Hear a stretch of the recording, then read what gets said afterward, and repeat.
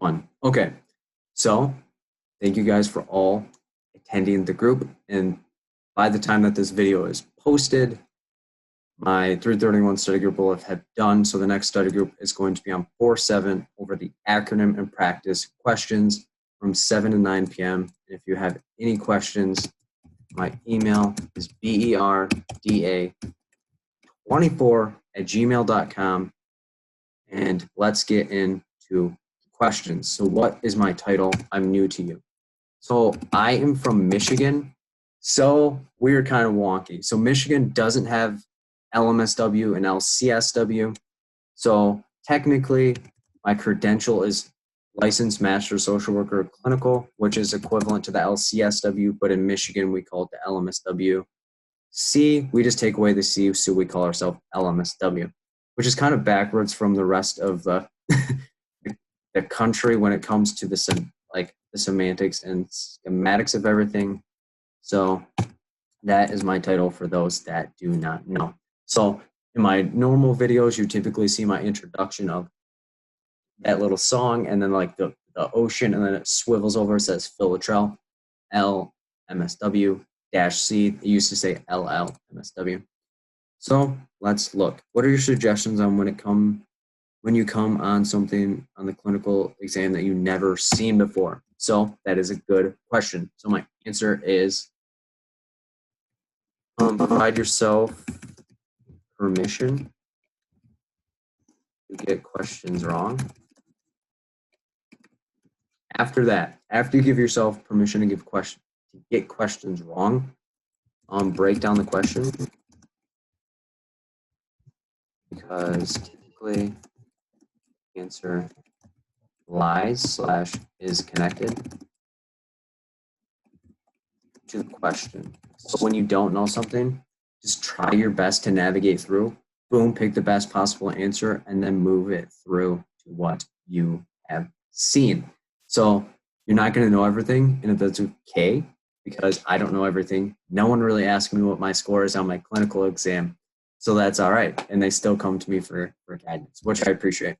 So question number 2. Awesome. Thank you. I am reviewing and taking sample test. I'm noticing random questions, identifying Maller, Bobley, Kahoot, and when theorists they developed. Should we know theories and their theorist? So that depends. And why do I say that? Each exam is different. And some require it. Well, some have it on it, and others do not. So, as you notice, I'm doing a study group on tomorrow about it. So, my suggestion is to get familiar with it and be able to recognize it. You don't have to be 100% like an expert on it, but you have to at least be able to navigate it and know what we're looking at and how and what we're delving into. Can we go over some test questions tonight? Sure. Which type? I can type some up. Let's see. Where are you going on vacation? So I am going to Baltimore. And I'm going to Baltimore because that is where my girlfriend's brother lives. And since 1, I'm starting a new job, 2, I paid off my student loans. She was like, you have some extra time off. Let's actually go on a vacation for once. So yeah, that is where we decided to go. And yeah, I typically don't take breaks very often. As you guys can imagine, I've been working since 8:30 all the way until now and probably won't get done until 10:30. So yeah, I just like idle mind is not good for me. So I just try to stay stimulated. I failed the LCSW exam. I'm able to answer questions posted quite quickly and usually get them correct. However, in the exam, I blow it. What can I do to become more effective in the actual exam? So Angie, if you don't mind, do you have a mic so that way we can actually talk this out? And if not, that's fine. But I just Okay, I unmuted myself. Okay, so say a little bit more about this so that way I have a little bit more background. So when I like doing your questions, when I watch your videos, I'm pretty good at getting the questions and I answer them correctly usually the first time. And then when the people post on the site, I can answer them and answer them correctly too. But then when I get in the exam, I don't know how to break them down. I don't know what I do wrong, and I just fail. So I don't know how to become more effective when I'm in the actual exam because I'm not like stressing out when I'm in there. I'm able to be calm, but I don't know how to I don't know what it is. I don't know what it is. That's the problem, I guess. Okay, and your mic was kind of breaking up, so a lot of people are like breaking up, but Oh, sorry. no, that's okay. So let me summarize it a little bit, and then if you have headphones or anything, just plug them in so that way it's a little crisper. So what she was saying is she's on the Facebook groups when she's watching my videos, when she's doing all these things in her environment, she's able to break down the questions, get them correct, and be able to navigate them well. However, when she walks into the exam, she kind of gets nervous and does not as great on the actual exam. Did I summarize it well to this point? Yes, you did. Okay, so we're looking for ways to to be more efficient in the exam. Yes. Okay, so that happens to a lot of people. And that's why I wanted to have this like group tonight, because most people are not able and willing to like actually talk about their experience. So thank you for being somebody that's like, hey, I'm struggling with this exam and I have insight on this. So my suggestions when doing this is to, one, develop a routine. And you're going to be like, what does that even mean? Yeah. So when you're doing my videos, when you're doing the Facebook groups, when you're doing all of these things, make it as similar to the exam as possible. Okay. And what I mean by that is like when I'm doing individual tutoring with people or when I'm doing study groups, even, I have them, one, break down the question.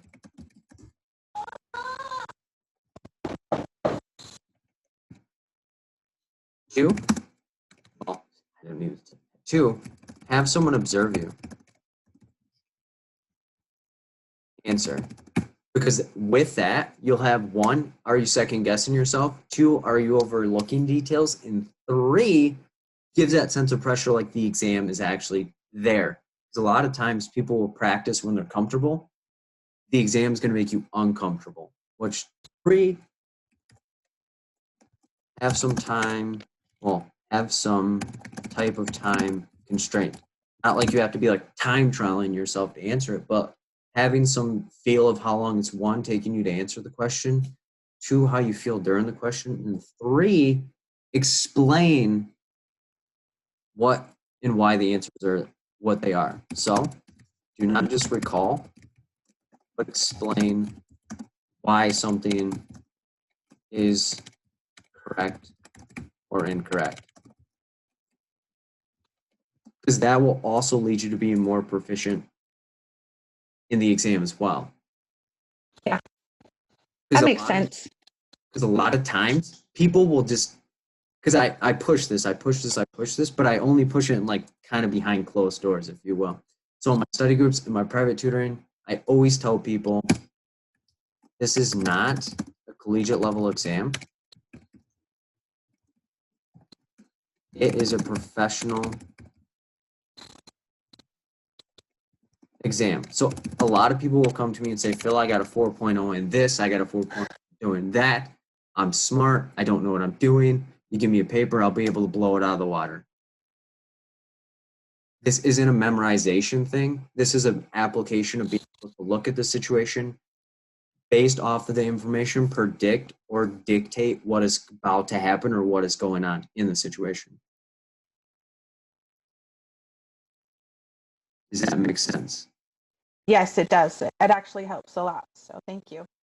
Good. And if you need anything, reach out to me, reach out to the people that are on the rock with me because we have a core group of people. Like I posted this advertisement 9 hours ago and we have 43 people just rocking in it. So they're positive people, they're driven people, and they're people that have similar experiences to yours that are experiencing this and being like, I don't understand why I'm getting this wrong, but I'm not going to say I'm getting it wrong because no one else is getting it wrong.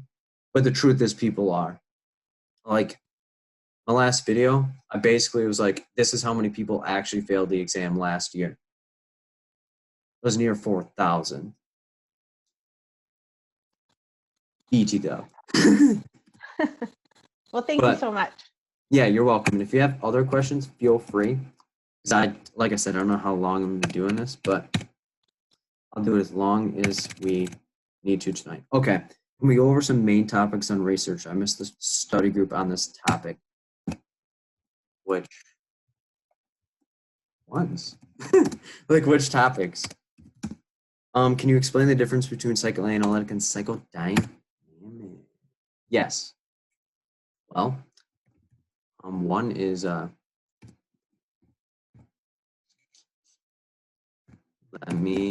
psychoanalytic is a thought process, and psychodynamic is a theory. So psychoanalytic is an ego, super ego. Psychodynamic is a therapeutic process of, whoops, almost fell out of my chair, investigating, someone's past and having it help dictate and explore future. It helps to address behavioral concerns. Can you go over the? All right. I'm getting more right than wrong, but it's freaking out. I saw that video. Smokes. Too many people. How do I combat? Okay. Saw that video. I'm getting more. So Daphne, once we get to your question, I'll have you unmute your mic. I'm getting more right when we go over the test. How do you study the code of ethics? Okay. All right. So how do we join tomorrow's study group?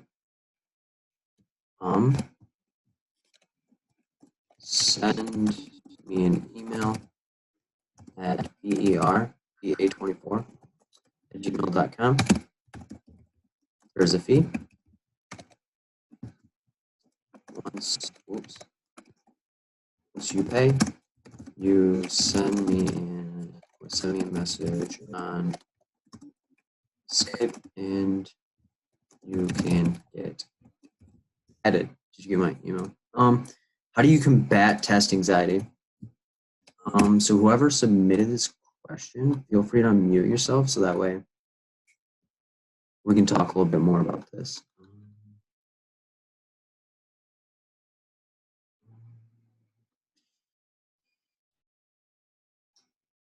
Oh, that was Daphne. Okay, Daphne, do you have a mic?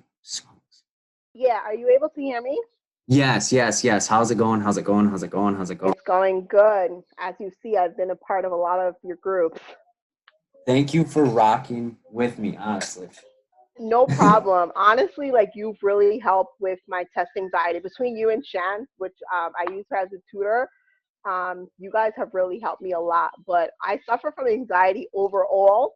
So I'm literally 3 weeks out from my test, and I've been watching your videos. I was consistently doing your study groups on Sundays, but now my Sundays like have been really booked. So I haven't been able to join them. But my thing is my anxiety. And I'm freaking out that when I sit for the test, I'm gonna freak out. And that's what honestly has happened throughout my whole life. Anytime I sit for any type of like standardized test, I get overwhelmed and I forget everything. And I'm doing questions, I'm getting them right, I'm able to break them down. You know, there are some questions that I get wrong, which are like strictly recall that I should know, and I just don't read the question properly. And I'm doing chins groups each Friday night too. So I'm just like, I have the resources here. I just don't know what to do about my anxiety the day of the test. Okay. Well, my biggest thing for you right now, since you have 3 weeks, Mm-hmm. believe in yourself a little more. Yeah, that's what Shannon Chin said the same thing. Why am I saying this? You are drowning in materials. Okay. You were rocking with me. You were rocking with Chin. You were rocking with Shan. You were rocking with probably Dawn Apgar's book as well. No, I left that book alone. It was too much. I literally Oh, looked okay. at it and I was like, oh no, I put that thing down. Okay. But that's the thing too, is you have so many things telling you different ways and different styles. So my style is probably different than, I know it's different than Shin's. I don't know what Shan's is, but I guarantee it's a little different. Uh-huh. That's not a bad thing to be Okay. eclectic, have a lot of different resources. But when you have so much things pulling and grabbing you at different ways, when Mm-hmm. breaking down a question in the exam, you're going to say, how do I do it? Do I do it Well, the thing is, that Chin way? actually breaks down her questions very similar to yours. Okay. So, which is helpful. So it's not completely off. So it's kind of like a refresher for me. Okay. So the second suggestion then, it's kind of a repeat, is give yourself permission to get things wrong. You sound like Shen. She said the same thing. Not a sprint, Okay. because it's 170 questions for a reason, and Mm-hmm. you get 44 to 54 wrong. Okay. That's a lot of questions that you can get wrong. Okay. How else? Kind of another repeat is develop a plan for the day of the exam. Okay. I actually did that. I said, I'm not going to study the day of. I actually scheduled a massage for the morning of because my test is in the afternoon. So something to try to kind of like relax me. And then go get lunch and then go take my test at 2. Okay, good. So you kind of plan it out. I would also anticipate knowing that you're gonna have to get your fingerprints done, knowing Mm-hmm. to get your picture taken, knowing that you're gonna have to go to the locker, knowing that you're gonna get searched, because you getting searched can actually be an anxiety-ridden thing too. Of like, am I going to like prison? Am I Mm-hmm. am I doing all of these things? So that is a thing to anticipate as well, is knowing what to expect, when to expect it, and how to expect it. Okay. When anxiety comes up, the biggest nemesis of it is predictability. When you're able to know and predict what's about to happen, you become less anxious. Okay. So anticipating the survey at the end, even, or knowing that you want to take a break halfway point, or knowing that you find it difficult to concentrate, so you may have to twiddle the pen or anything along those lines. So knowing yourself and just developing it based on what you do and what you know. Okay. Okay. And then D, Yeah. trust yourself, and the rest will follow. Okay. Because I think for me, the biggest thing is breaking down the question, which I was actually going to email you tomorrow anyway to just do like an individual Okay. one-on-one just to kind of go over the acronym because I did the study group with you a couple of weeks ago when you did it and it was Okay. very helpful, but I think a one-on-one would help me out a little bit more. So I'll email Okay. you separately for that. But thank you a lot because everybody is literally is telling me the same thing is trust yourself. Like Shan's like, you have to accept that you're gonna get questions wrong. She's like, once you settle that, you'll be okay. She's like, you know more than you think you know. She's like, give yourself credit. Mm-hmm. Okay. And someone once told me, if you hear it more than one time, it's probably the truth. Honestly. Okay. Like, trust me, if you hear from one person, it's like, oh, okay, maybe. But you hear from multiple people, Mhm. start to believe it. Yeah, yeah. Because honestly, I've only been doing this since August, and people tell me that it's what I should be doing the rest of my life. No, seriously, because you're great at it. Like you really are great at it. And I tell you that all the time. Like you're really great at what you do. And for you to be able to bring my anxiety down, that takes a special type of person. So continue what you're doing. So I'm going to let you answer other people's questions because I don't want to take up all the time.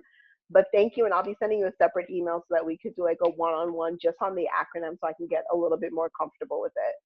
Okay, perfect. And like I said, if more people keep telling you it, you have to kind of believe it. I'm starting to believe it as well about myself. Yeah. For me, because I'm just a young dude in his career still, and it's kind of cool. So you're more powerful than you think, and if you feel like something's right, go with it, because that's how we gain experience and learn lessons. Yeah, I completely agree. Thank you again.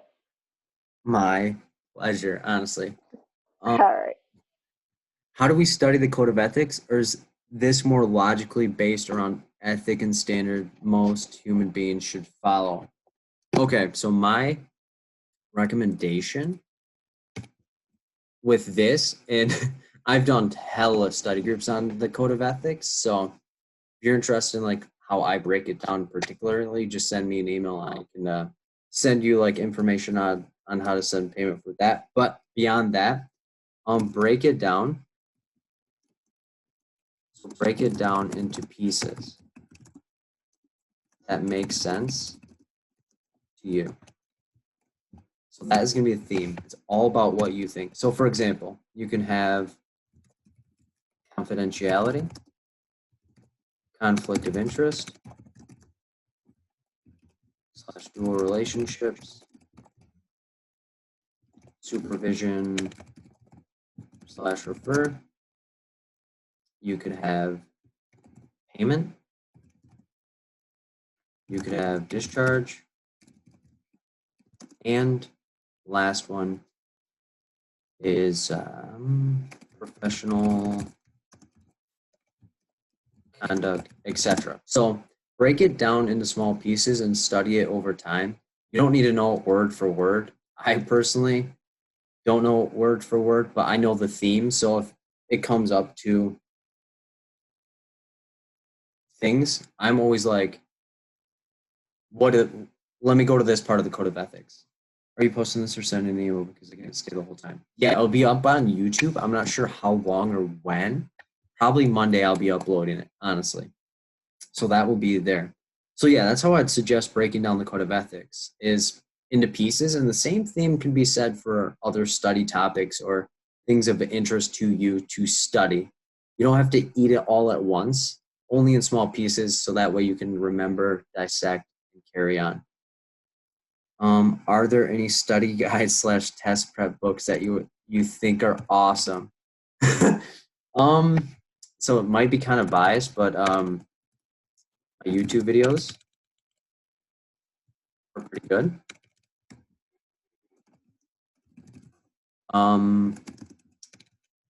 My study groups.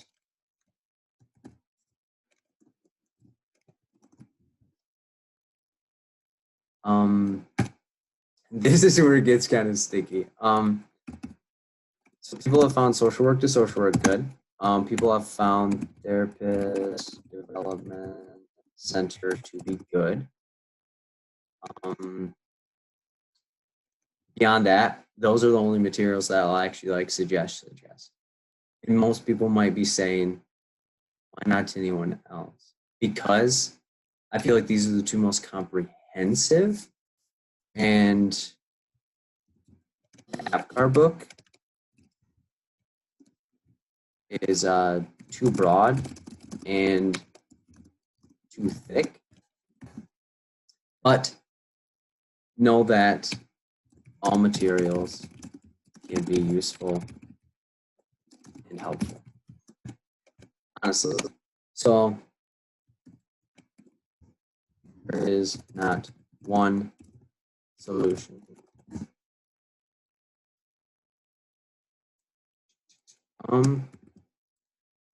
12. How do you actually study when there's so much to study? Or how do you put everything together to study? I feel like I'm all over the place when with my studying. So I always suggest on reflecting on what you know and what you do not know and go from there. So what do I mean by that? So break down the possible topics and figure out what you know and what you need to feel confident in your prep.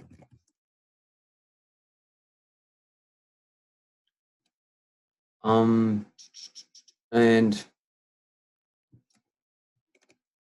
figure out what works for you. Find key people who you connect with, i.e. Phil, Shin.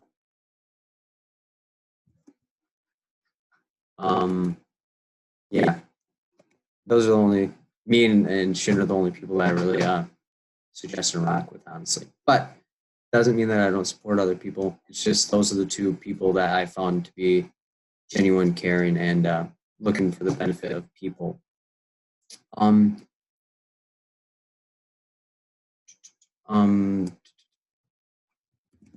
you suggest? Oh, smokes, man.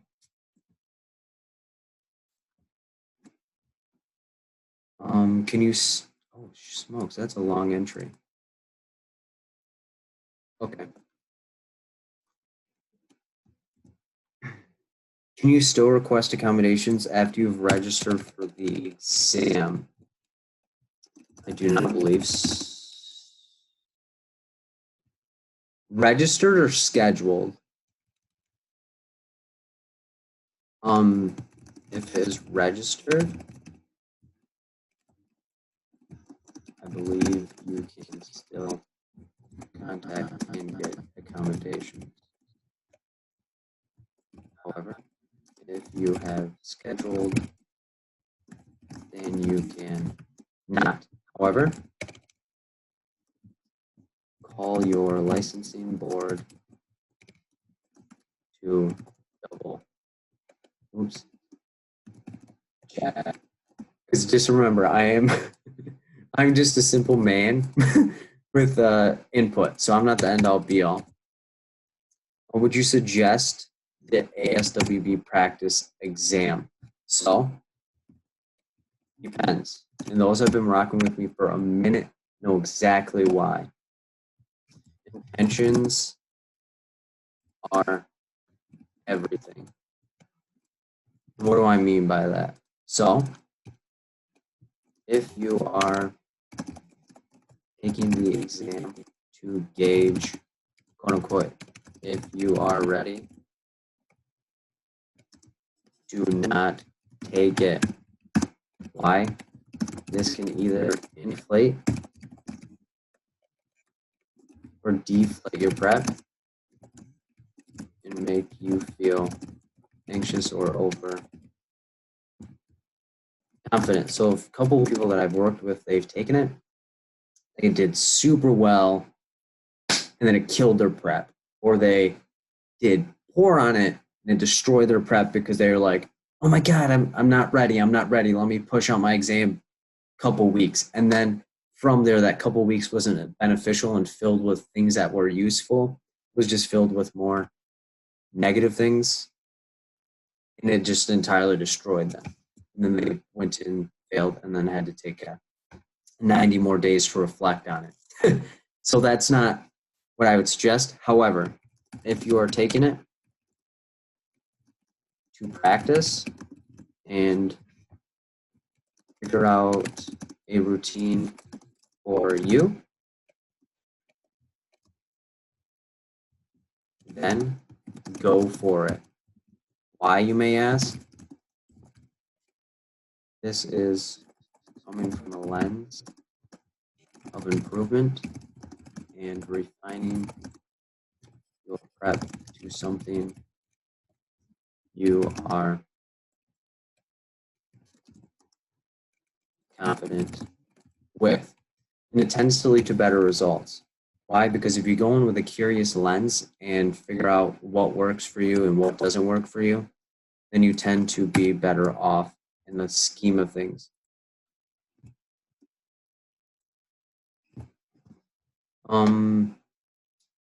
Thanks for the suggestions and guidance. I love your YouTube videos. Just glad I found you on 20 days more for a test and maybe having a bit of a nervous breakdown.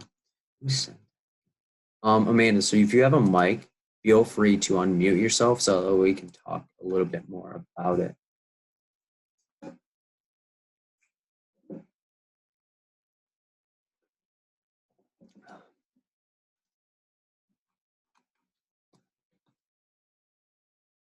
Can you hear me? Yes, yes. How's it going? How's it going? How's it going? It's going okay. I'm just feeling a little overwhelmed with material, like someone else had said. Okay. And I've been using, I don't know, practice tests and study guides, and I'm just 20 days away from the test, and I'm thinking, oh my gosh, am I ready for this? I don't know. Mm-hmm. So what has you second guessing yourself? Mostly just some of the questions, like that when I try to break them down, trying to memorize how to do the first, the best, and the next, and all those. I would love to see some more of those if you could do those tonight or another time. Okay. So when you're breaking it down, what is standing in your way? Probably myself. Okay. I'm trying to follow, the acronym, but I'm like confused which time I use some of them and which time, like the different questions, which ones go with like breaking it down with safety, refer all those first. Which questions go with what? Okay. Well, sense. the first thing that I would push you is that first, next, and best all mean the same thing.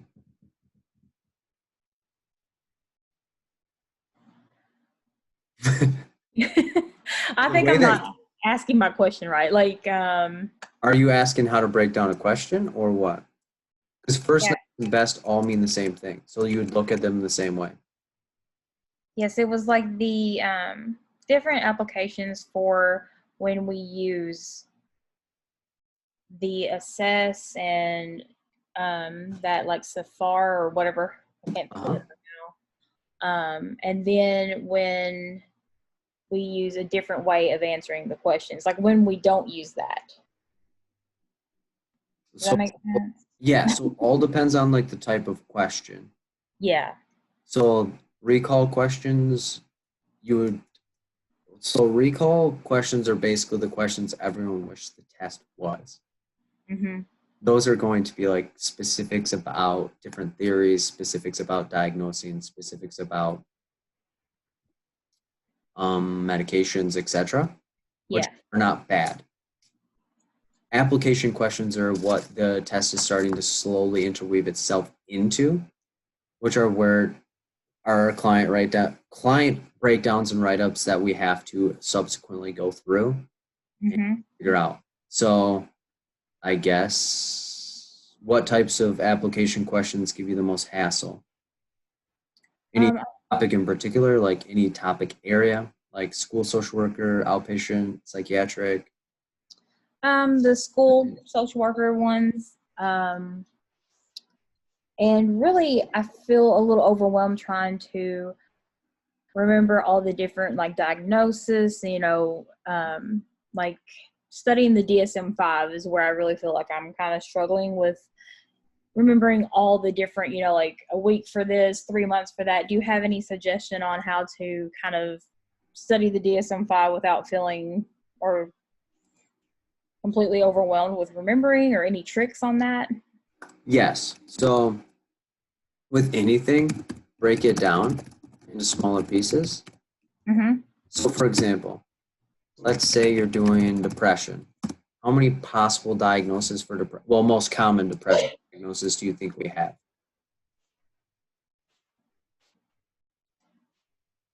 Do you know?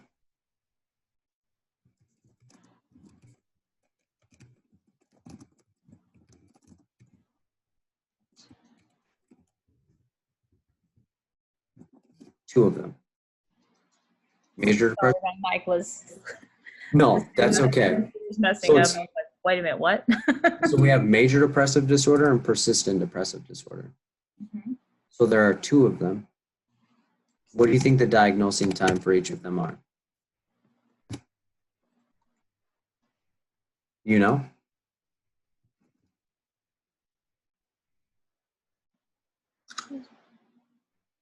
Okay. So it's 2 weeks or more? Or 2 years or more? So an easy way to remember that, with the depressive disorders, we only have two possibilities. So it's two possibilities, 2 weeks, or 2 years or more. And then the anxiety, we have typically 6 possible diagnoses, most common ones. We have GAD, separation, selective,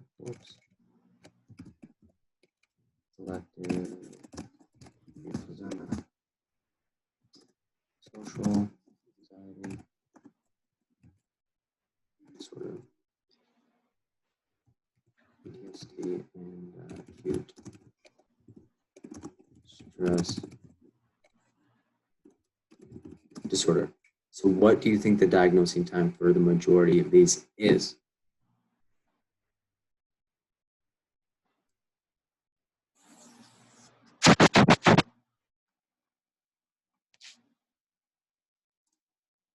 Okay, I think your mic is messing up. So the majority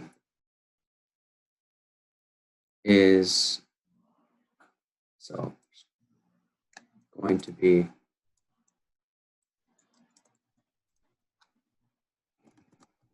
6 months or more, with some of them not. So 6 months or more. So that's how I suggest breaking it down, is just cutting it into pieces and going with it. But I think you're at the point of just grabbing to a lot of different topics that you feel like you don't know. My suggestion is to figure out what you do know, flex and exercise that, and what you don't know, kind of figuring out where and what you're doing with it, and then going from there. So if you're not comfortable with using the acronym, you don't have to, which may sound weird from somebody that says the acronym is a good possibility, but if it doesn't work for you, it doesn't work for you. Like, I've worked with people that they said, Phil, I don't want to touch the acronym at all. I just want to have you help me break down the questions. Perfect. That I can do that. Mhm. Or specifically to who and what you need. So I think my biggest push to everyone is, you're going to have a lot of people in your ear telling you many different things that have worked for them or what has worked in the past. Mhm. But that doesn't mean that it's going to work for you. And that's okay. Just figure out what is going to work for you and go with it. Figure it out and exercise it. Okay. That helps. Yes, because a lot of people will be like, this is the only way. They'll post the two acronyms, not explain what each of them mean, and say, just use it. Yeah. You're like, and I know Spanish how. You know what I mean? Like, that is where surrounding yourself with people that are there to help you rather than trying to help what they can get from you is important. And I'm sure that you've encountered there's a lot of people out there that are just trying to help you to help themselves. Yes, and I feel a lot of pressure from work and my colleagues, because another girl had just taken the test not too long ago, and yeah, it's just feels like a lot. So Do you feel like their pressure is helpful or hurtful? More hurtful than helpful. Okay. Have you told them about what the influence they have on your prep is? Not really, no. Okay. Well, my suggestion here, which I guess alludes more to your actual work, is like cut out any negative. Hang on. I don't know where that's coming from.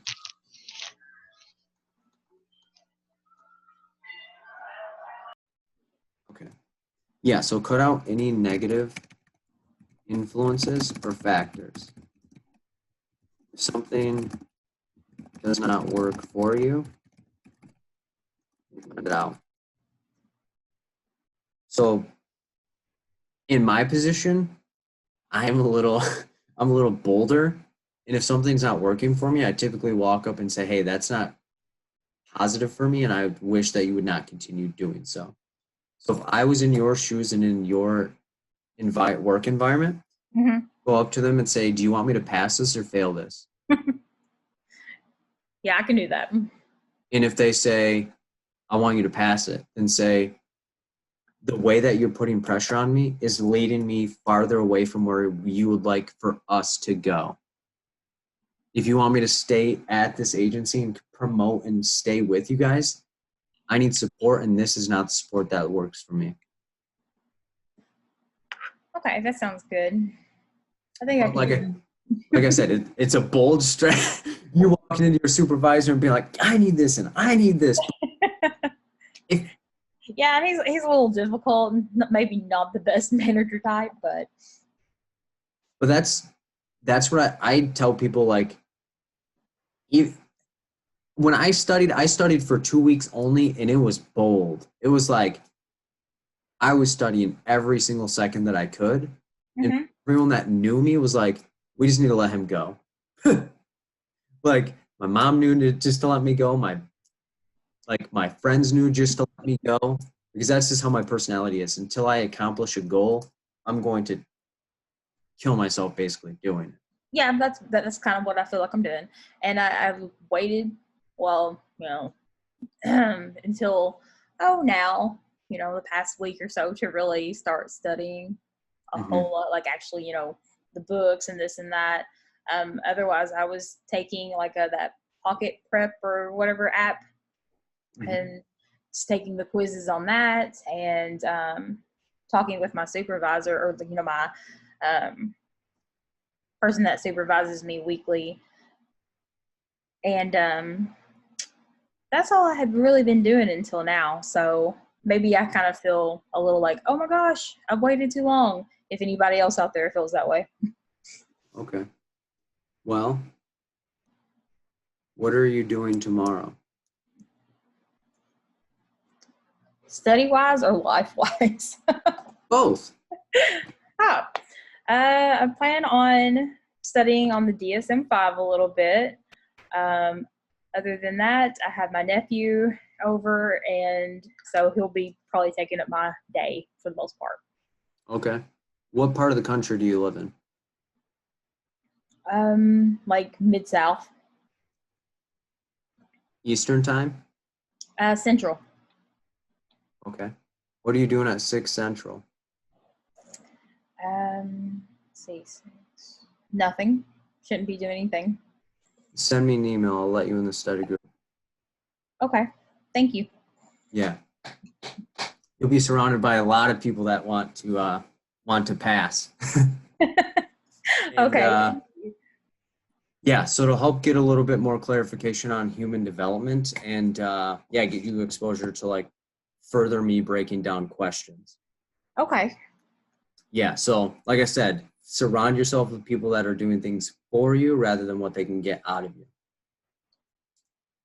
Sounds good. So my email is right here. Okay. And Well, I appreciate it so much. And everybody out there that's listening, sorry if I sounded confusing at first. It's like, I was a little overwhelmed with what to say. And I don't know. I was just like, oh my goodness. No, you're all right. Like, a lot of people are in your shoes, and that's why I do this, is to show and connect and let people process and talk to positive people and surround yourself with positive influences. Mm-hmm. And I see in the chat where someone said the questions on the pocket prep are so different. They are not the way you create your questions. I agree. And some of them are just, it seems a little, I don't know, are the questions more like this or that? That's where I've kind of been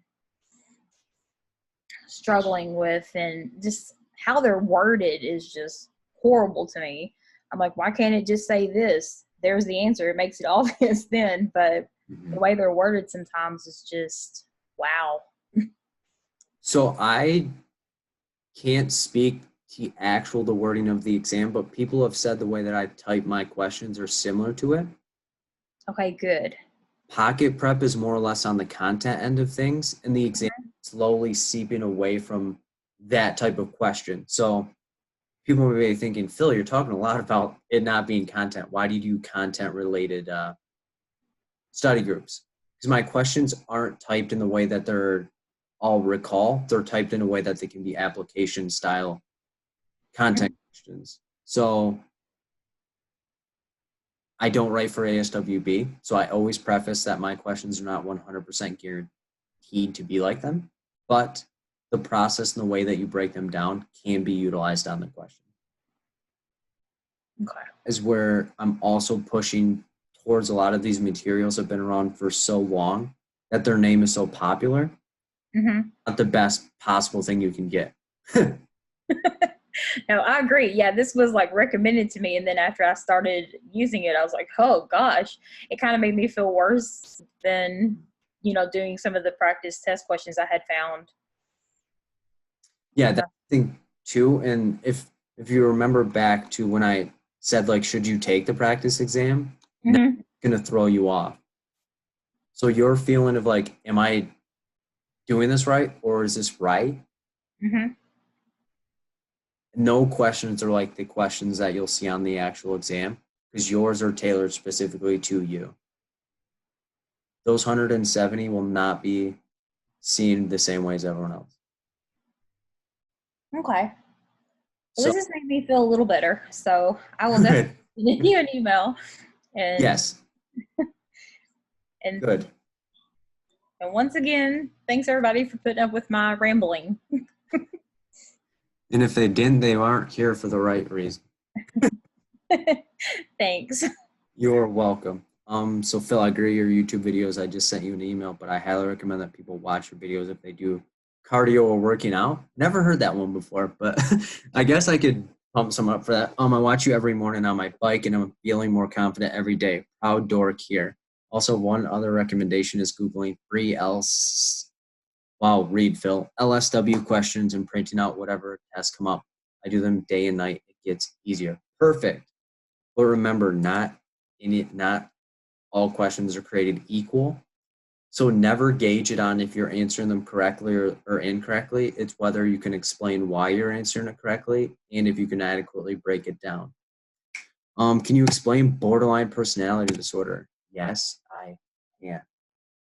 And I'm not going to do it per like DSM like breakdown stuff, but the best thing to remember is this is someone who engages in relationships and will fluctuate in and out of them quickly. They feel like they feel like the relationship is more deep / means more than it does.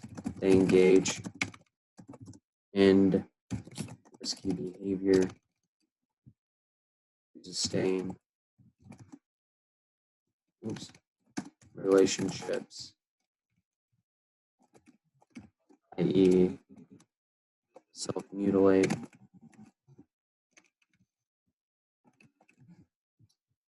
SI, substance use, They have impulsivity and will do behaviors that can be detrimental to them in order to sustain the relationship. So like I said, not per DSM, but those are kind of the diagnostic criteria smushed into one that is a better, easy explain. You have a method for remember the defense mechanisms. Whew. Good old Freudian theory, man. There's so many of them. Can we talk medications? Sure. All right. How do you treat the next? Whoa. How do you treat next type questions if the first thing social worker did was not mentioned? Are we looking for the first? So that's where I was saying like prior. So first, next. So essentially first is saying what should the social worker do first in the situation? Ah, smokes, and my hands wanted to work. And then next is what should the social worker do first in response to the question, let's say situation. So are we looking for the first? Essentially, yes. Why? Because next is essentially saying we've already done something. What would be the first thing that we do after that? What is the way to, what is the best way to study for all of the theories? Okay, so that's kind of a repeat question, but break it down into manageable pieces and figure out the best way for you to understand and recognize the topics. Because keep in mind, this is multiple choice. So if some people have not taken this, this is multiple choice. It's not like we had to fill in the blank and do anything crazy from there.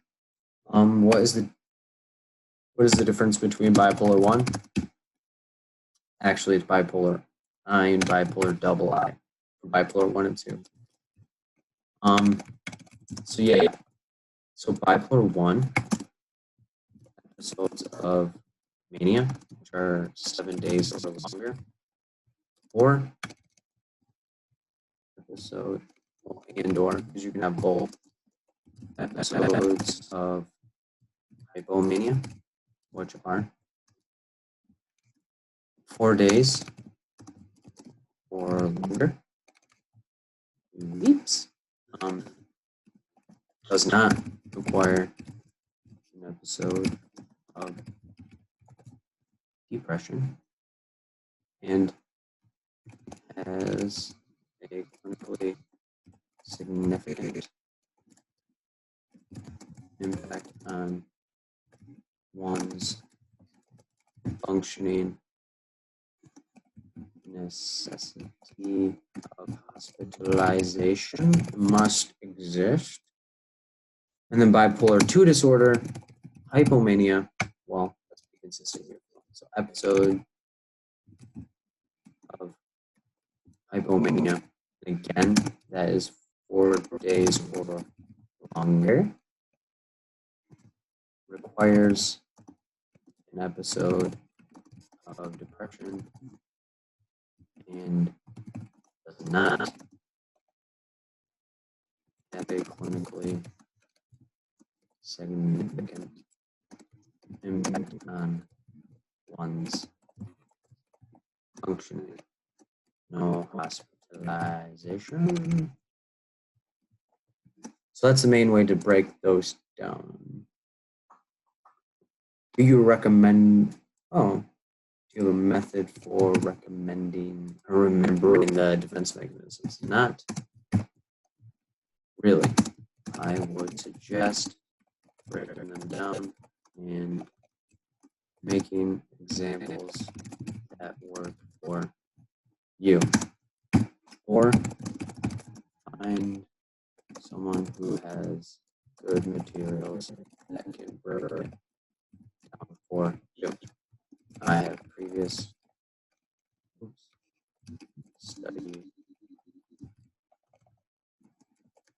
on them. or Google search for other resources. All right. What's the difference between structural and strategic? So the family therapies. So structural, boundaries and communication. Strategic is a modality where therapist helps family come up with strategies to improve their life. Social worker is in charge. Okay, so is anyone currently struggling with anything, or has a question, or wants to process about their situation currently? Because I prefer we do the in-person questions, so that way it's a lot easier and more motivating to do it.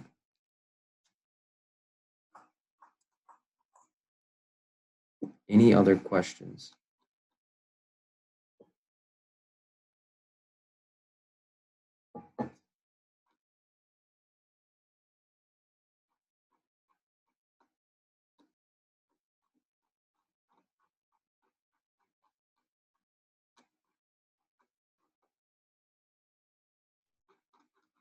Anyone? I guess how many people are just, what do they mean by pi? Okay. And how many people are just here to listen to what I have to say? And if so, just type yes into the chat. Person in guys kill me. You guys kill me, honestly. Shout out to those, though. Much love, honestly.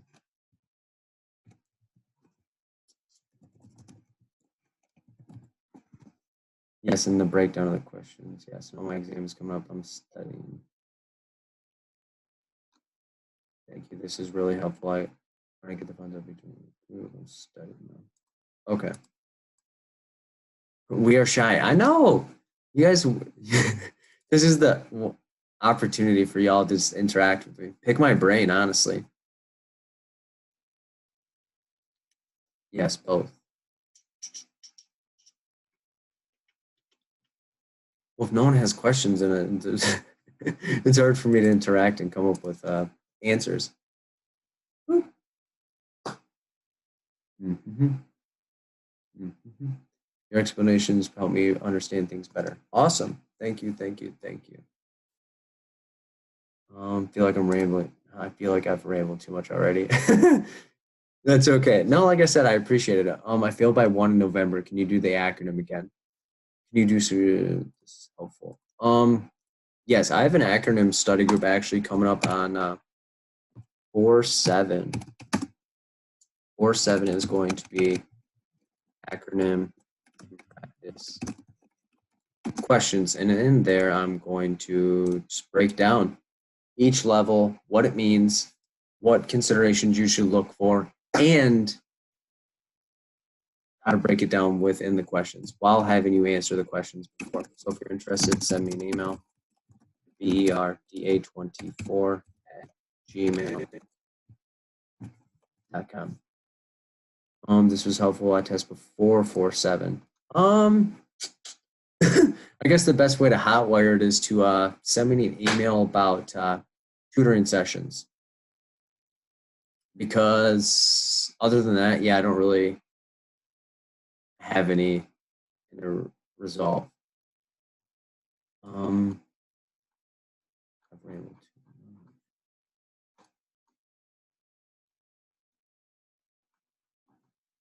Can you go over positive and negative? And I always mix them up. Sure.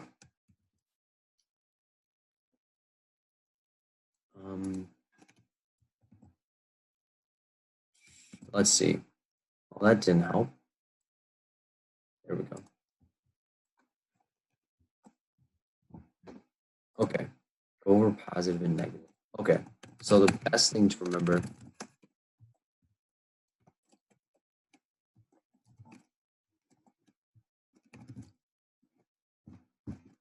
is to understand the roots first. So positive, adding something into the situation.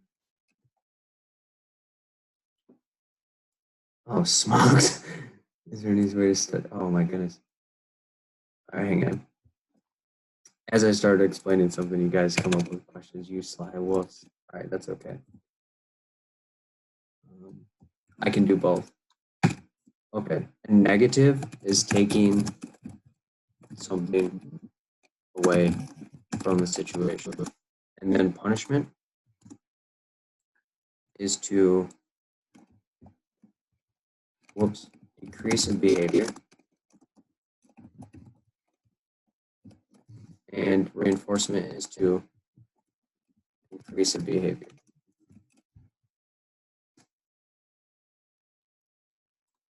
So,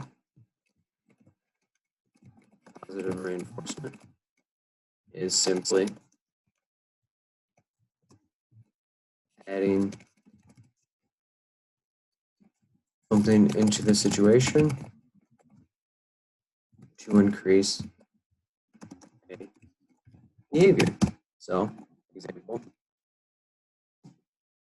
getting money for doing your job. So it's doing something in this, it's adding something in the situation, which is the money, to increase the likelihood of you doing your job. And then positive punishment would be adding something into the situation to decrease a behavior. So example, whenever Phil is late, he gets hit in the leg with a bat. Adding something in, getting hit in the leg with the bat. And why? Because I'm late. So Phil will likely be late less frequently. And then going with the consistency of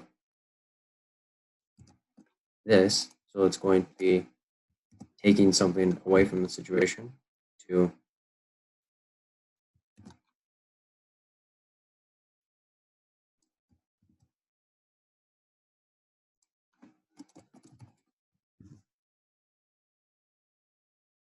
whoops.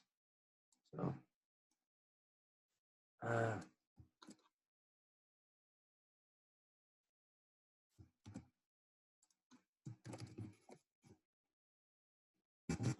no. So yeah, it was two positive negatives. What am I doing?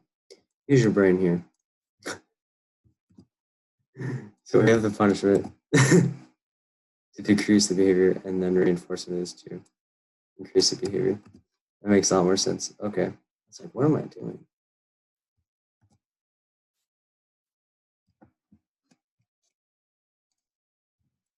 Okay. And simply put two. So taking something away from the situation to decrease a behavior. So with the punishment, it's going to be something desirable.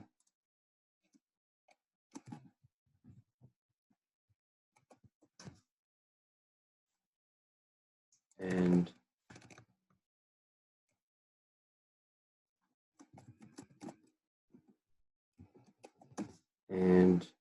punishment.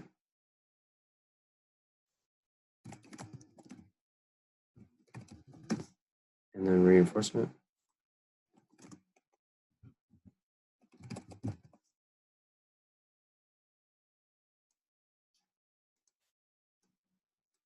Taking away, yes. So So if I'm taking away something desirable, Phil gets his cell phone taken away whenever he yells at his parents. Why? Taking away something desirable. Cell phone is something desirable. And what happens? They get yelling at the parents. So Phil will likely not yell at his parents to keep his cell phone.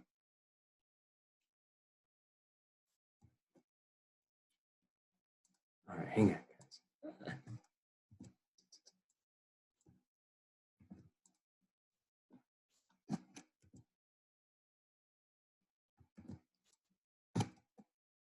All right, and the negative reinforcement is taken away is undesirable. So something that we do not desire in a situation. So, for example, Bill does not like the smell of garbage, so he will take out his trash to avoid it. So, taking away something. So, take out the trash. For what? So he does not have to smell the garbage. So, taking out the trash, something it's not like doing, but it removes something undesirable to increase the behavior. So that is the easiest way to remember that. Holy smokes. In term of me doing that, you guys have asked a decent amount of questions. So let's see what we're looking at. So I've been drowning myself in resources and felt overwhelmed. So listening has helped my anxiety. Awesome. I'm excited. Did we stop numbering these? So this would be 23.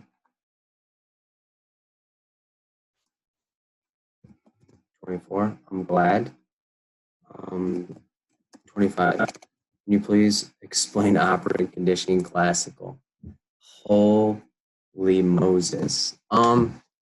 So I'm not going to go super in detail, but what I'll say is operant is positive, negative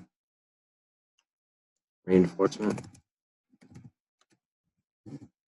and positive and negative punishment. So I kind of explain that. And then classical is when conditioned to a certain time, experience, and person, i.e. Pavlov and Dahl. All right. Is there an easy way to study community work?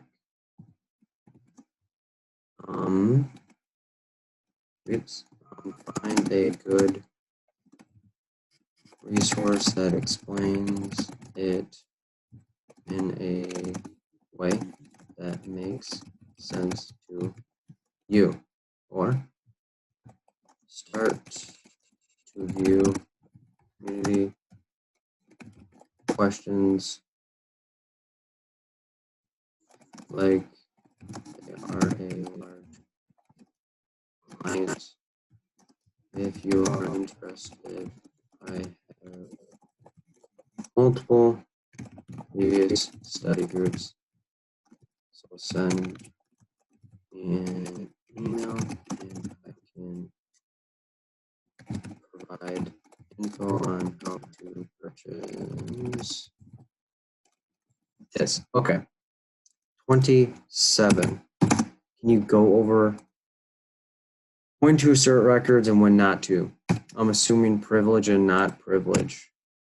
So, easiest way I can explain it, subpoena equals privilege, and court order equals no privilege. All right, 28. When I'm listening to you breaking down questions, it's easy, but when I'm away, it's horrible.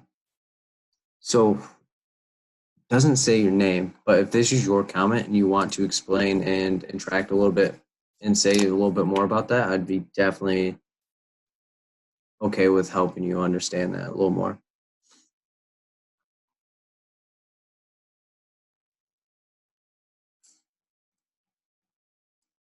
So if this was your comment, feel free to unmute yourself and let's figure out what's going on.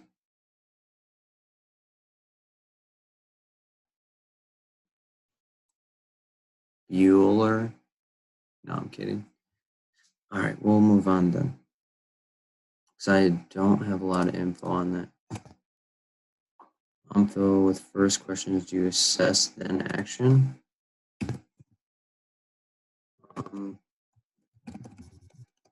Depends on the question and situation. However, but oftentimes, yes. Can you explain stages of change? Yes. Pre-contemplation.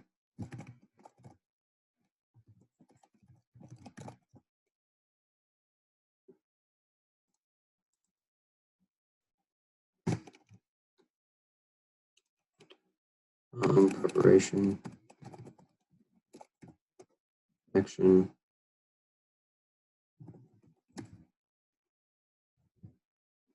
Maintenance and relapse. So pre-contemplation, they are in 3 stages and are not contemplating their change. They,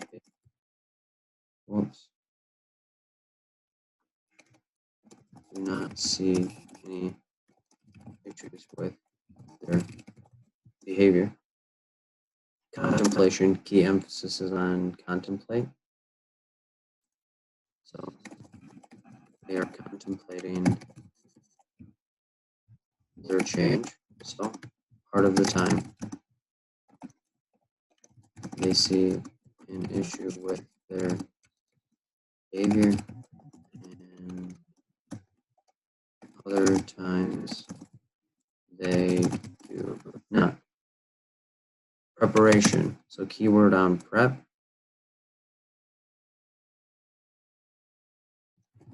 They are preparing to make the identified change in their behavior and gathering the information and resources to make it happen. Action. Keyword on act, or if you just want to take the word out, right? Act. The person is performing the actions to get their identified change, or implementing and they have developed. Maintenance, keyword on basically maintain. They are working progress they have made throughout their treatment. And relapse, the person regresses on their progress to return to a previous stage. This is not a solid model, meaning people can travel up and down it throughout their treatment. All right.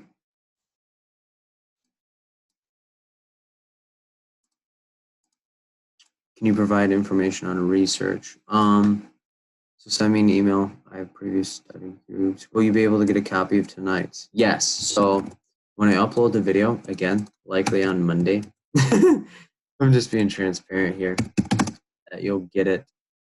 What is the difference between repression and suppression? Yes. 32. Hi, Phil. I have a question. Yes, ma'am. My question is, how you continue to go on? I did watch all your videos. Did social work to social work. I even did therapist development. And I mean, I failed multiple times, and this last time I failed about 3 times. I'm like, what I can do different to pass this test? I mean, I just don't understand. I don't know how to study different to even pass the test. Okay. Well, thank you for speaking up. Second, how and what did you do for your previous attempts? Well, the first time I was just doing, the first couple times I was just studying a lot of material. The last 2 times I focused on social work. This last time when I took it in March, I did watch all your videos, and I just look at the materials from social work. That's it. Been watching your videos. Okay. And with the previous attempts, what were your scores? This last time I missed it by 3 points, and the last 2 times before that was 5 points apiece each time. Okay. So you've taken it 3 times. Well, I actually took it more. I don't remember those other ones. It's getting closer and closer to pass, but I don't remember the other scores. Okay. And if you don't mind me asking, how many times have you taken it? I think a total makes 6. Okay. Well, thank you for 1, coming, 2, asking me a question, and 3, speaking up about your experience, because these are the types of stories and things that I want people to hear and see that are actually real and happening. Because out of the people that are in here right now, a couple people have been rocking with me for a minute, so I know that they have failed it a couple of times as well. So again, you're not alone in that. And my biggest thing, and a theme that you have said throughout the entire thing, is that you've changed up each time that you tried taking it. So my biggest thing is stay consistent with one style and routine. So a lot of times people think that what they did in the previous attempts is broken. However, a key thing you may have to ask yourself is maybe that exam was not the one for me. My style is still good. So what would you say that your style is going to be for the next time? So I feel like by the first time. I think more just focus on using the acronym, because I think that helped me get closer to passing the test this last time by 3 points. And I just really need to know how to do time management with the test, and just managing anxiety during the test to help me out. Okay. What do you think made you most anxious? Within having looking at realize I only had like 50 questions left, and there was an hour left or less than an hour left in the exam. That's when I got anxiety, because I was taking my time during each question, breaking it down. But once it got towards the end, I realized I didn't have much time to do the breakdown. Mm-hmm. How many did you have left? I had like 50 something left, and it was less than an hour. Okay. How do you feel that you did on the first 120? I felt like I did very good on the first. The first 120? Yes, I think so. Okay. And you failed it by 3. Yes. Let me ask you this. If you would have done the same focus and routine that you did on the first 120, how do you think you would have felt at the end of the exam? I think I would have passed. Mm-hmm. So that's the thing that I tell everybody. Well, not everybody, because I don't talk to everyone, but the people that I do communicate with, I always tell them, do not worry about the time. It will pass. And if you do not focus on it, you will as well. Why? The more focused you are on your routine and attempt, the better result you will get. The more focused you are on time in the environment, the less likely you are to have a good exam. So if you're worried about what else is going on around you and every other thing but the exam, it may trip you up and make you have a less quality of an attempt.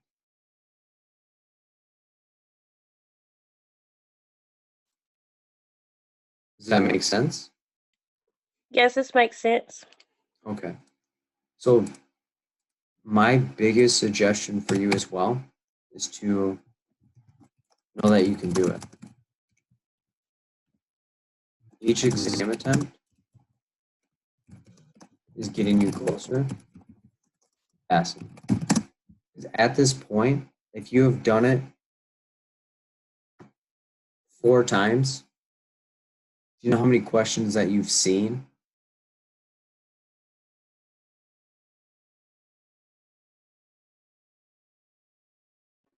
Quite a bit questions. Because if you think about it, 170 times 4, 680. A lot of people would pay a lot of money to see 680 questions of actual test questions. So use your experience that you have and use it as a strength rather than something that is to be frowned upon. Because even in times of being down, you're already above where you thought you would have been back when you thought you would have been there.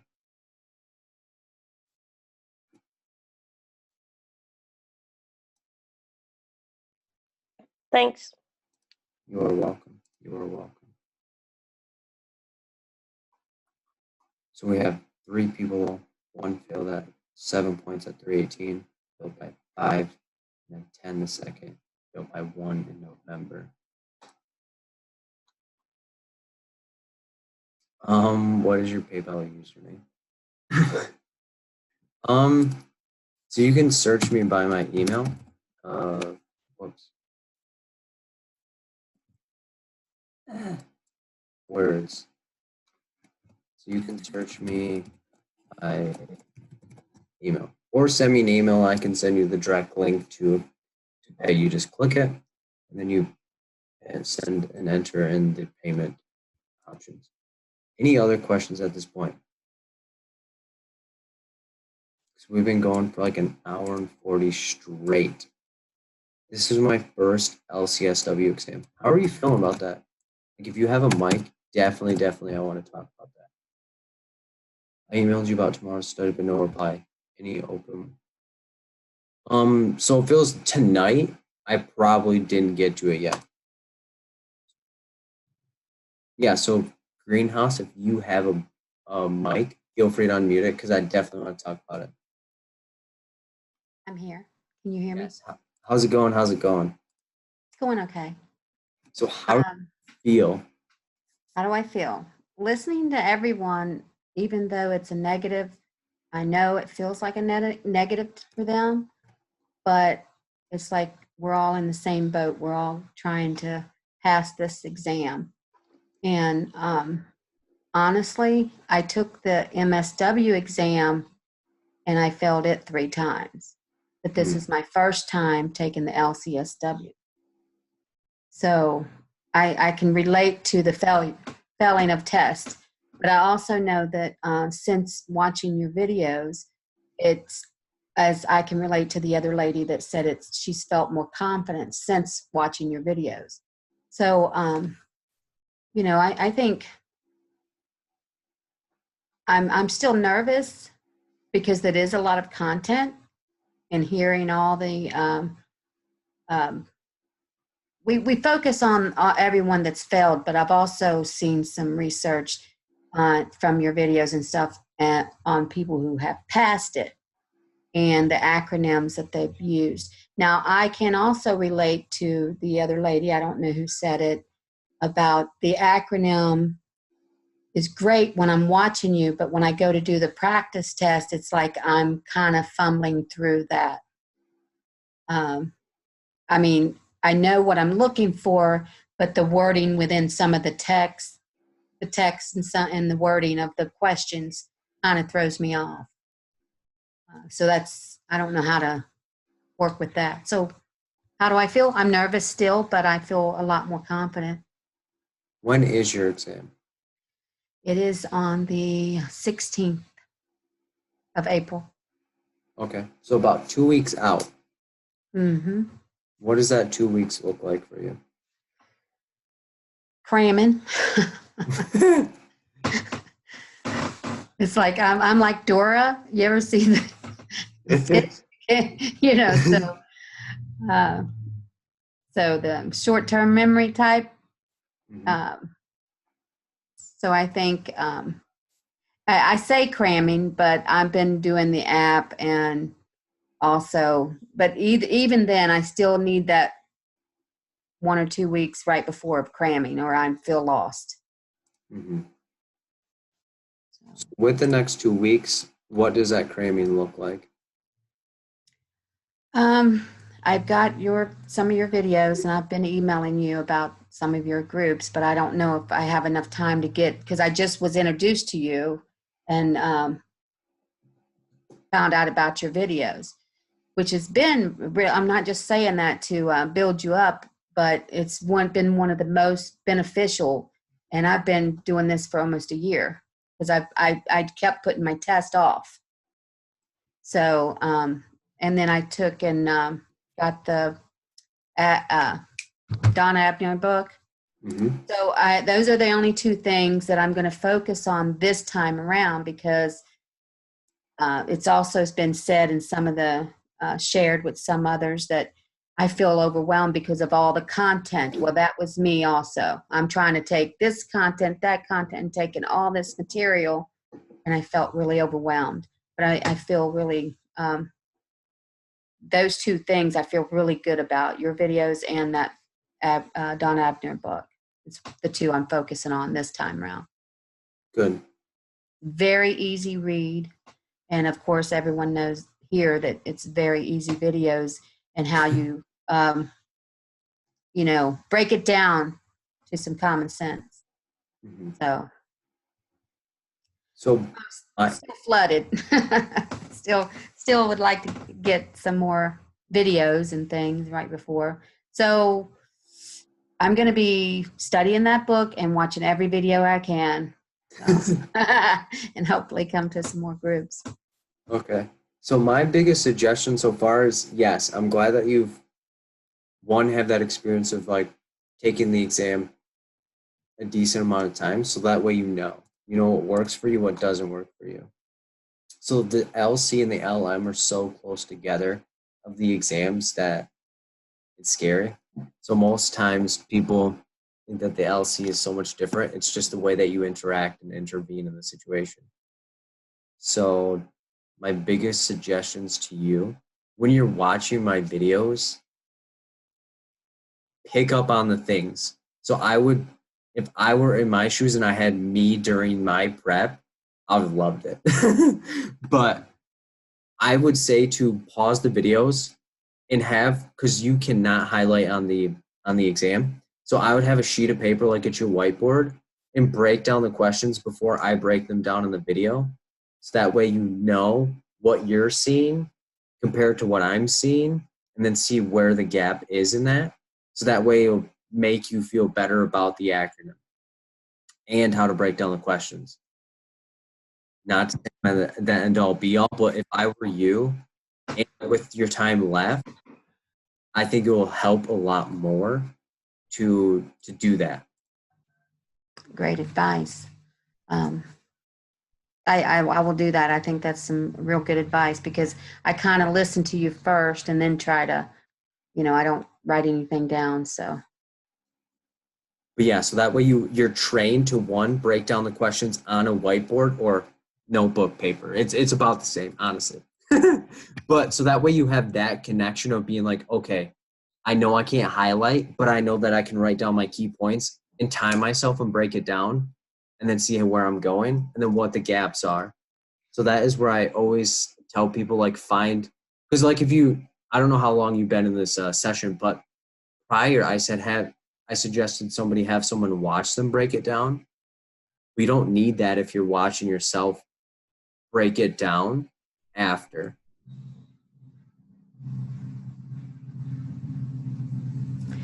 So it's going to be, I don't know, you know how before any test, you're always nervous, but do you think that's going to be enough?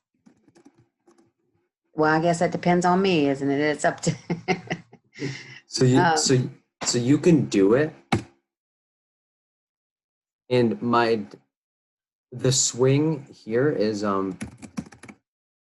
give yourself permission. Well, purpose. Yeah, give yourself purpose, but permission to let this be the first time. That makes sense. So my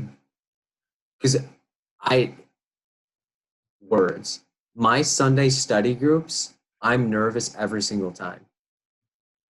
And I've been doing it for like 26 times now. But every single time I'm nervous. But I tell myself that's okay. That is okay to be nervous at this given moment because you haven't interacted with these people. Some things that you'll recognize, there's people you know here, but this is a new experience. So I need to give myself to have that experience. And then with that, your past attempts and experiences do not have to equal this attempt. It's true. It's not where you've been, it's where you're going, isn't it? Mm-hmm. Because believe it or not, I have in my younger years, I had speech classes. Now I'm interacting with everybody with fluency. Right. So it's not where you've been or what people have said or what you have done. Or even what you think of yourself, huh? Yes, ma'am. And I know speech is really hard for everyone. Mm-hmm. I'll tell you, there was somebody that shared on one of your videos, and I'm going to do this as well. I'm not going to take the last 2 days before the test and stress. I'm going to go and get that massage and get that relaxation and meditation. That's what I didn't do before. So even though I'm cramming, I'm not going to cram that day or day before. I said I wasn't going to last time, but I did anyway. So, well, but that's okay, because I always tell people there are two type of people in this world. There are the Phils in the world, and there are people that Phil wishes he could be in this world. And the Phils in this world, they need to be doing something all the time. So for those people, I tell them, limit yourself to 5 questions if you're going to do something the day before the exam.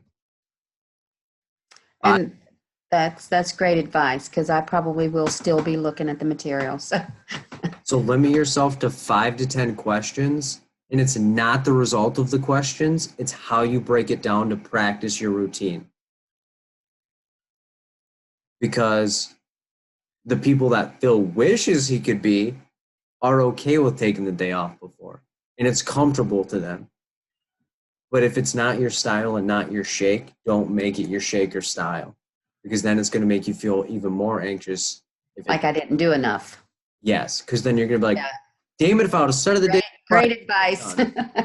Now I don't feel guilty for studying all the way up until, but yes, that's one of the reasons I like your videos as well, because they are just enough.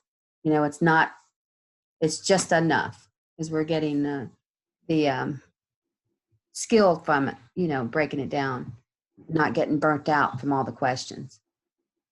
Yeah, my 5 questions are there for a reason. Yeah, I see that. Someone once told me, can you crank it up to like 15? And I was like, God, I don't want to have people listen to me for 15 minutes. Plus, 15 questions, that'd be obnoxious. Heck, it's 25 minutes for me to like peel back 5, let alone if it was like an hour and a half video.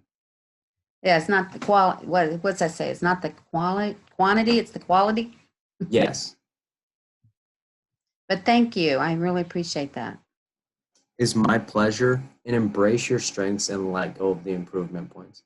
Like I said, if I would only emphasize on the people I'm not, I wouldn't be who I am. And thank God for you right now. That's what people say, but I always try to keep my feet on the ground, because I remember where I was when I was prepping.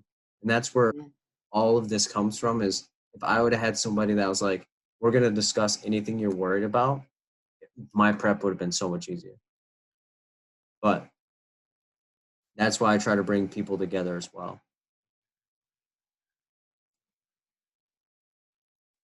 to make it happen. All right.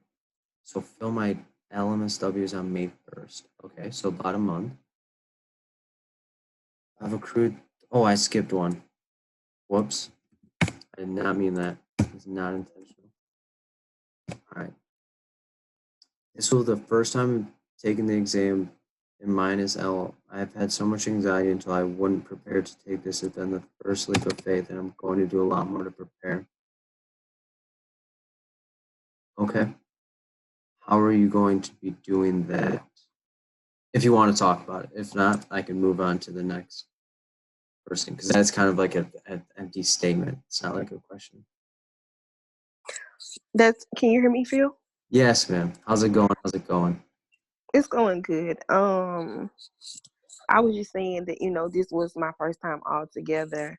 I didn't take it on the bachelor level, and I decided to go back to school for my master's. So I've been out of school since 17. Okay. And I made the decision that I would go ahead and prepare. But the first thing that I did to make sure that I took the exam was I went on ahead and paid for it. Went through the proper steps and then paid for it, so that I wouldn't have any excuse for not taking it. And so my test exam is May the 29th. And up on me preparing myself, I did come across your videos, and this has been like my first section that I've interacted with you, and just basically seeing how you break down like different simple terms, like even with the DSM-5, because I was one of them, like it's just so much, that I have to look into, or so much that I need to, make sure that I know. And one of the things that has been helpful is just you showing that, if basically the stuff that you do know, you kind of just touch on it, but the stuff that you don't know, you put a little bit more focus on it. And that has really helped me. So now I feel like I have a better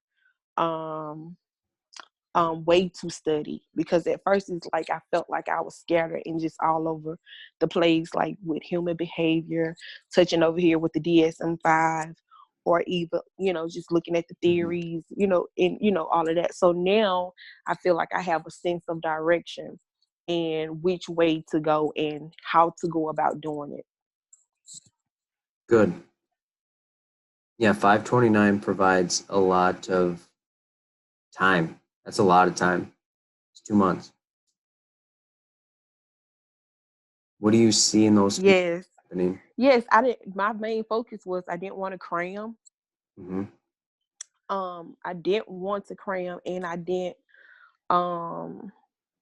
want to have a lot of anxiety going into it.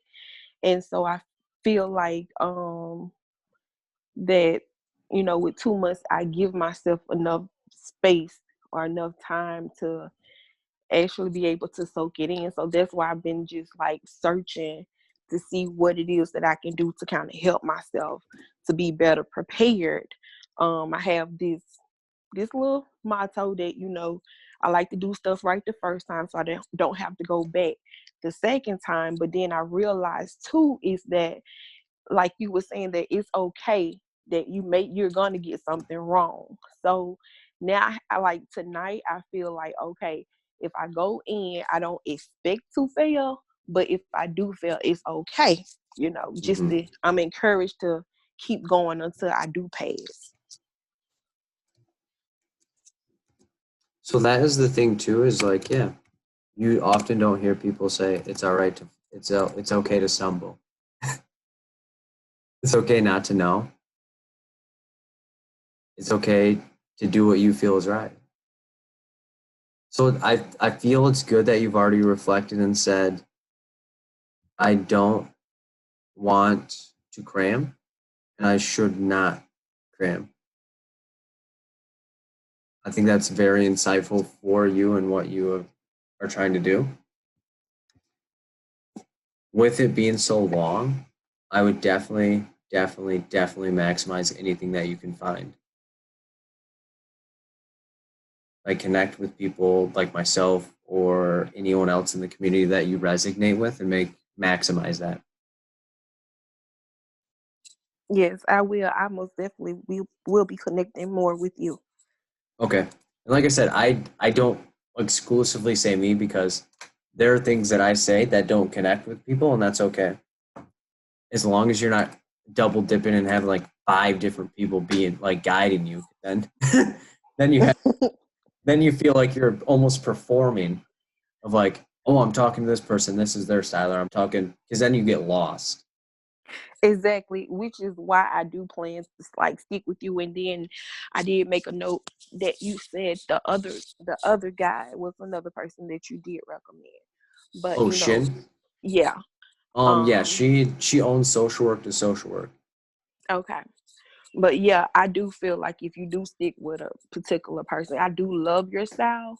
Mm-hmm. And I do understand it, and I am grasping. And so usually if I understand it and I grasp it, I kind of stick to, Good. with what I know is comfortable with, for me. Good. Because that's the thing too, is there are people that I've been rocking with for a minute and they were drowned in the materials. And only this time that they've said, I'm only going to focus on your stuff, do they actually understand and feel more comfortable and confident in themselves. Yes, thank you so much. Yeah, you're welcome. You're welcome. And if you need anything along the way, reach out. Okay. Because I'm a busy cat, but I also like helping beyond. Okay, so these will be the last questions that I do, and then I'll type up a practice question if you guys want as well. So that way we can get the juices flowing after a 2-hour long video. That's okay. If anyone else watches this afterwards, I'd be impressed. I'll put some at the end too, just so that way those that have been watching it for the longest time can benefit. All right, so Phil, my LMSW is on May 1st. Okay, so about a month. I've accrued 3 months worth of vacation. Okay. How many hours a day within the next 3 weeks should I study, as I cannot sit for a prolonged period of time? Studying this, I'm going to be my 5th attempt. Okay. So, let's talk a little bit more about this. So if you have a mic, feel free to unmute yourself and let's get into it. Let's peel back a little more. So, Al, if you would like to, feel free. If not, I can base it off of what I think rather than my mic is not working. Okay, that's okay. So what do I recommend? So I would base it off what you can actually do and work from there.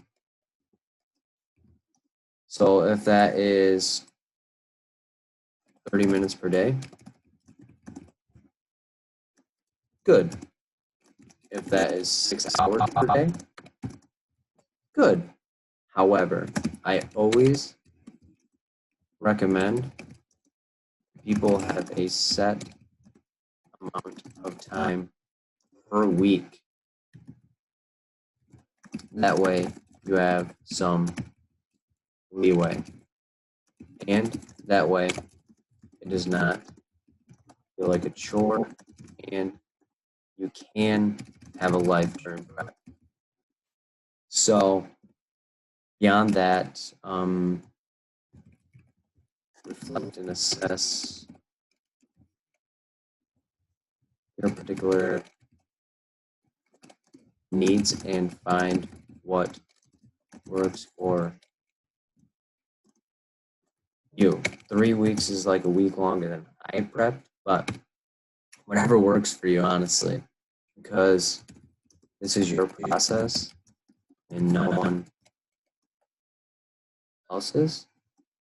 So it should match your particular style and needs. Does that make sense? Or do you want me to keep expounding further? Because I can if you would like to, but more or less I don't really prescribe a whole lot of particulars.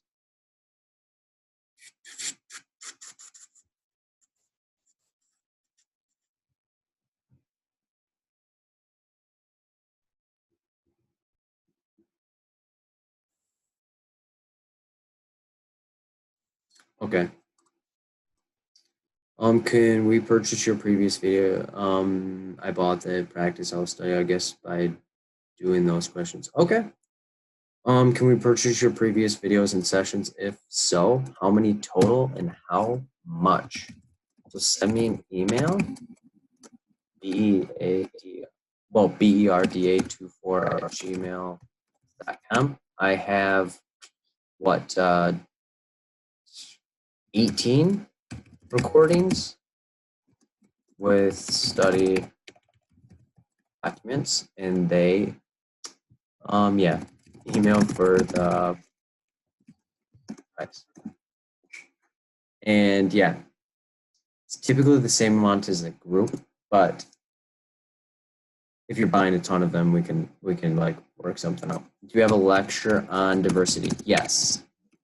Send me an email at berda24@gmail.com, and we can paint it out further, because that was done a little while ago. Do you have a video covering every topic? Close to it, but I am in the process of developing study prep program. So it's in the works. So I'm but I have the materials and stuff, but I don't have it all like compiled together and like polished and perfectly done. But that's in the works and is on the horizon. So And a little reminder, study group on 4/7 is going to be acronym and practice questions 7 to 9 p.m. Eastern time, and send me an email at berda24@gmail.com, and subscribe to my YouTube channel to be notified when I upload videos and do study groups in the future. And thank you, everyone. Take care, guys.